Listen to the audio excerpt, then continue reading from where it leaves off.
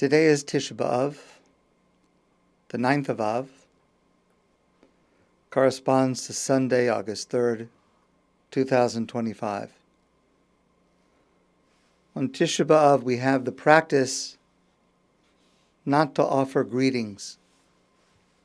Good morning, how are you, have a nice day, because those are signs of normal interaction between people. And today is not normal.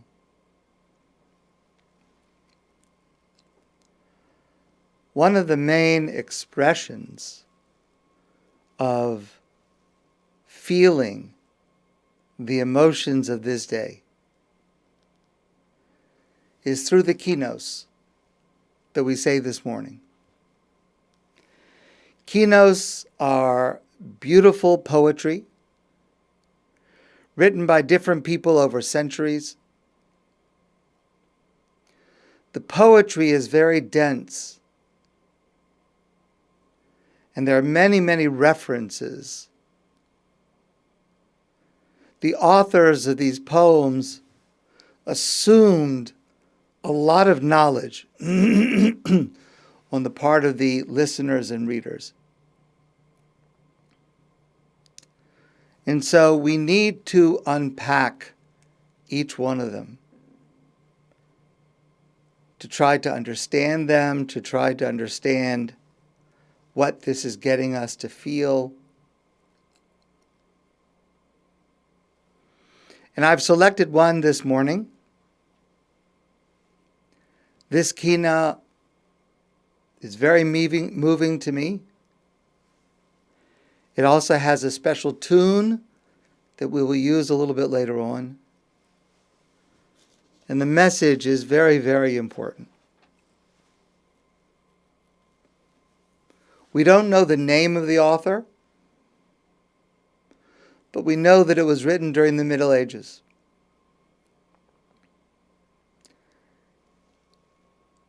And it starts like this. Eish tukad b'kirbi, a fire of joy burns within me. Bahalosi alibi, when I remember in my heart, b'tsesi mimitzrayim, when I went forth out of Egypt. The moment of the exodus of Egypt from Egypt was a moment of great celebration. And I remember the joy and the triumph that I felt at that moment. Kinim a'ira, but today I sing lamentations. Laman azkira, in order to remember. B'tsesi mirushalayim, when I left Jerusalem, when the temple was destroyed. So this poem goes on for a couple of pages, and each of the stanzas is a contrast between the great joy and victory and God's presence when we left Egypt, B'tsesi mimitzrayim, when we left Egypt, and then the great sadness and the horror and the trauma, B'tsesi mirushalayim, when we left Jerusalem. Az yashir Moshe shir lo yenasheh. Then Moshe sang a song not to be forgotten. It's referring to Az Yashir, the famous song of celebration and thanksgiving when God had split the sea to allow the Jews to escape from Egypt. B'tsesi mimitzrayim, when we left Egypt. V'koneng Yirmiyah.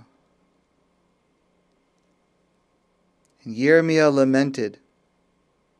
V'noha nihi nihiyeh. A bitter and doleful lament.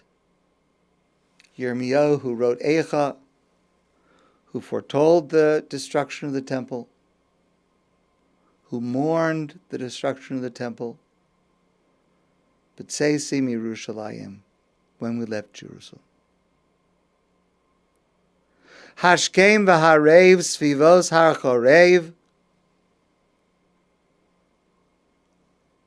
From dawn until dusk, we circled Chorev, Mount Sinai, b'tzeisi miMitzrayim, when we left Egypt, and God revealed himself as never before and never since, speaking the words of the Ten Commandments, the most amazing moment of closeness and intimacy between God and the Jewish people. Karei el Avel, al Naros Bavel. But there was a call to mourning by the rivers of Babylon. B'tzeisi miYerushalayim, when I left Jerusalem. Chagim v'Shabbosos u'movsim v'osos. There were holidays and Shabbos and miracles and wonders, b'tzeisi miMitzrayim, when I left Egypt. Ta'anis ve'evel. There's fasting and mourning. Rodof hahevel, and pursuit of futility. B'tzeisi miYerushalayim. Naroch milchama v'Hashem shama. When we prepared for war, God was with us. B'tzeisi miMitzrayim, when we left Egypt.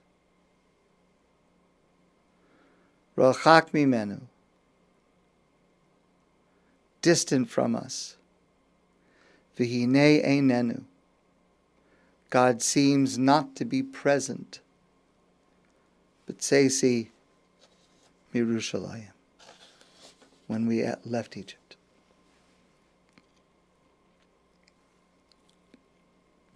The parallel between the two events, leaving Egypt in triumph, leaving Jerusalem in despair, it's more than just poetic. B'tzeisi miMitzrayim, b'tzeisi miYerushalayim, it rhymes. But there is, in fact, an inherent connection between these two events. We've discussed some of this before in a different context. On Pesach, when we celebrate b'tzeisi miMitzrayim, when we left Egypt. At the Pesach Seder, we have a Seder plate, and we have different symbolic foods. And one of the foods that we have on the Seder plate is a hard-boiled egg. Some people at the Seder have the custom to eat a hard-boiled egg.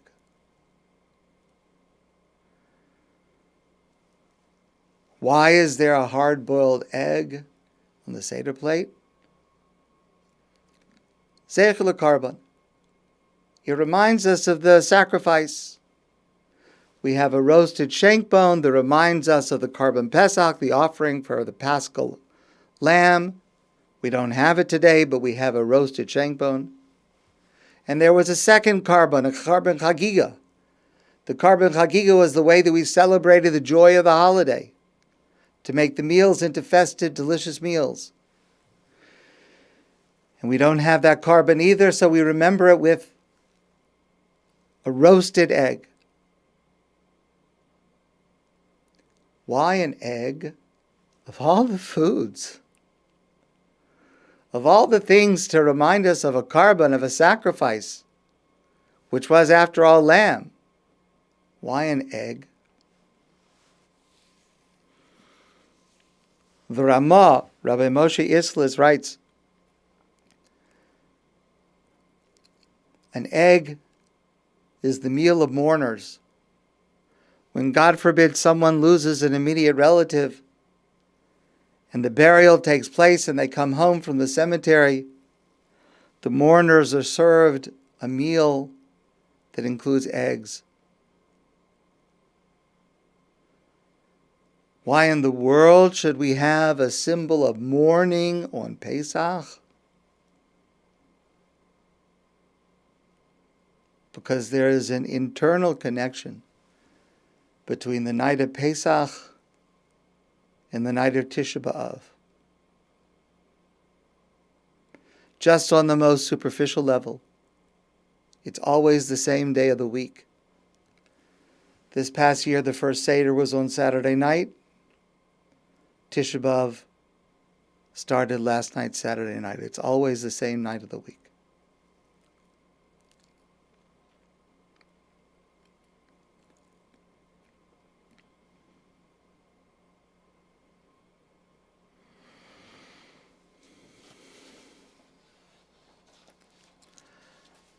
But still, why an egg? Why is an egg a food of mourners? Why is an egg on the Seder plate? Why do we need on the night of Pesach to have a connection to the night of Tisha B'Av? The Ramah explains that the egg is round and reminds us of a cycle of life, which means that life here in this world is one part of a cycle. Every person is comprised of a human soul, a neshama, which is purely spiritual, and a guf, a body. The soul exists forever.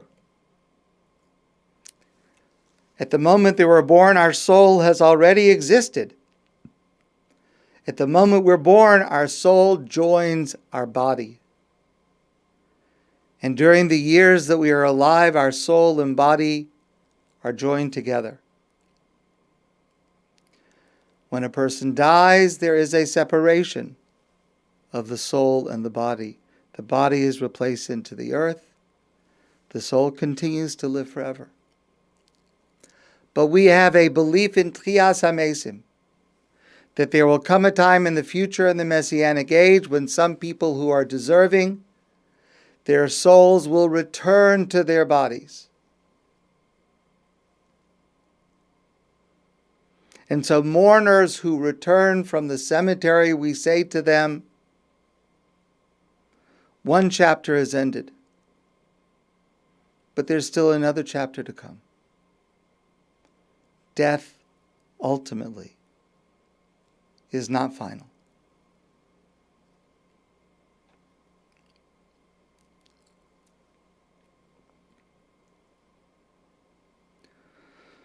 On Pesach, we remember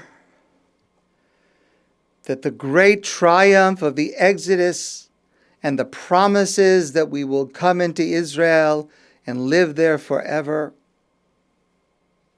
it didn't happen. Because there would come a time when it would be destroyed. And so already on Pesach, we have to ready ourselves. The Tisha B'Av is coming.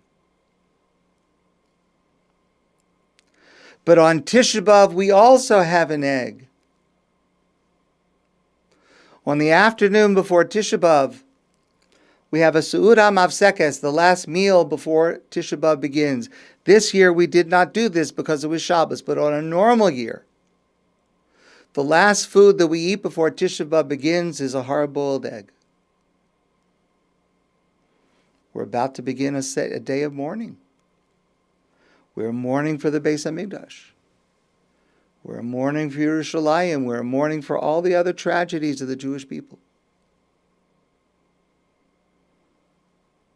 But we eat an egg because the egg promises us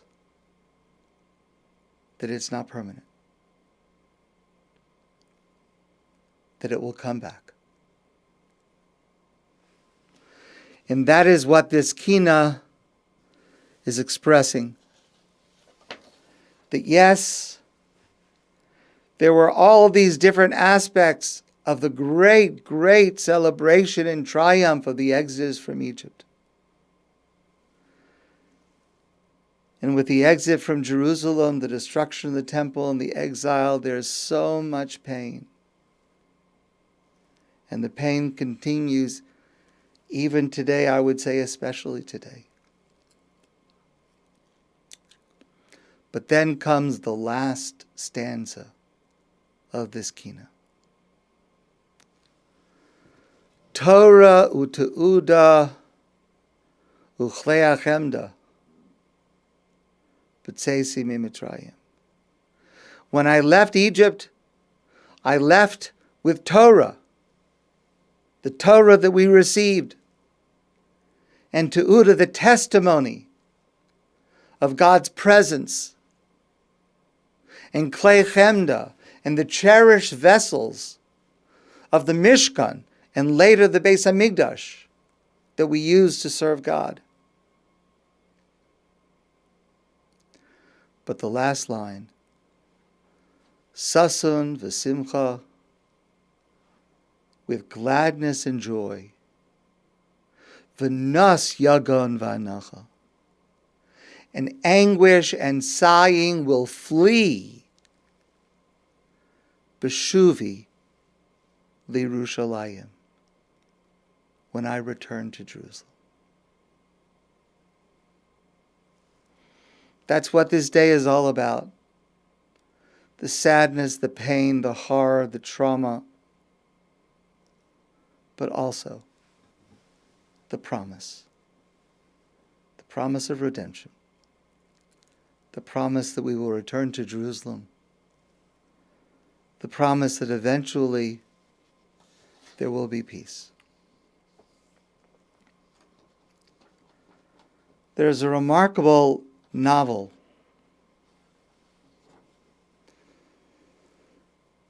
written by Cassandra Montag. It's titled After the Flood. I recommend it highly. And there's a quote as follows: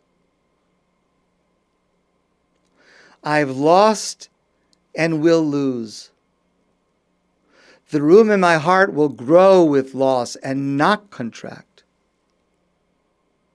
I am not the shards of a broken glass, but the water let loose from it. The uncontainable thing that will not shatter and stay broken. This is the emotional journey that unfolds with our experience today. And our sages tell us, Kol hamizabel al Yerushalayim, whoever mourns for Jerusalem, zoche liras benuyeha, will merit to see it rebuilt.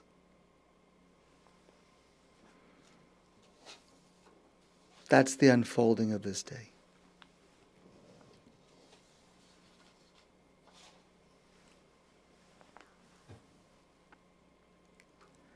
The tune goes like this.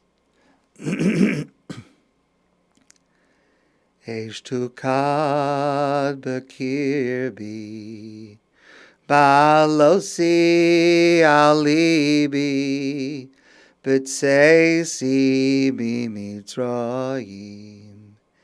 Kinim ha'ira leman azkira, b'tzeisi m'Yerushalayim.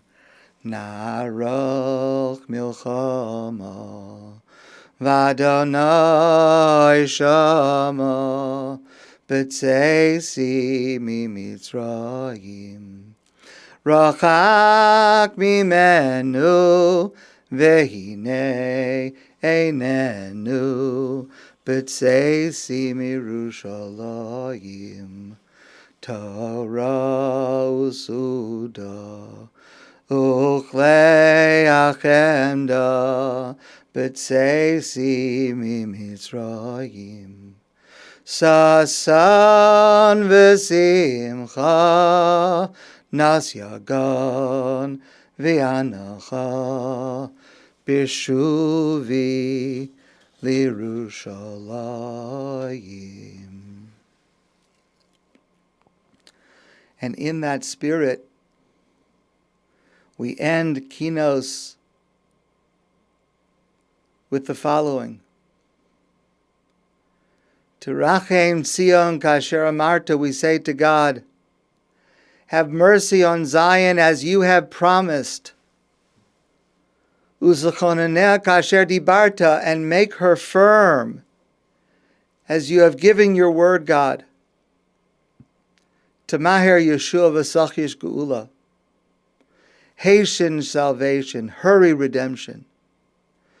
V'sashiv l'Yerushalayim barachamim rabim. And return to Jerusalem with great compassion. V'nemar, the pasuk in Yeshayahu, the prophet Isaiah says, Ki nicham Hashem Tzion.